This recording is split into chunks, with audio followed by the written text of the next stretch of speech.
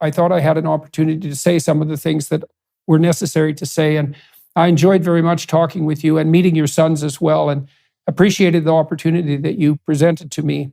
And I appreciated the opportunity to talk a little bit about the so-called incels, these disaffected young men. I was talking to a friend, what would you call it, an associate, someone who has knowledge of Olivia Wilde, who had recently made comments about me being king of the incels. And it's probably worth pointing out that she married a multimillionaire prince. And so, right, so she's the absolute epitome of female hypergamy, that hypergamy that makes females very judgmental in their choice, as they should be. But for her to have nothing but contempt for men who are struggling forward to try to make themselves attractive to women is a sign of a kind of deep narcissism that, on the female side, I would say, that deeply affects our culture. And so it was good to have an opportunity to clear some of that up.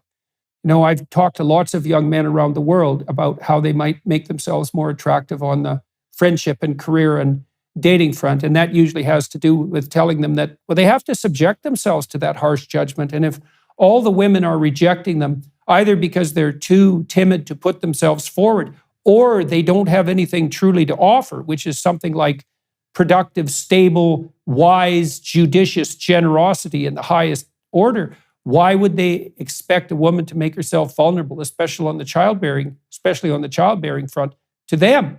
And so if everyone is telling you that you don't live up to the necessary standard, well, then you can demolish the standards, or you can put yourself together. And one of the things that's been really heartening on that front is that many of the young men who have been listening to the ideas I've been generating and promoting have, in fact, put themselves together. And they come to my shows and they're standing up straight and they're dressed in often a three-piece suit. And now they frequently have a girlfriend with them. And they say something like, I decided to start being authentic and tell the truth. And I decided to adopt some responsibility and to grow up. And all of a sudden, everything's better. And the problems I had are going away.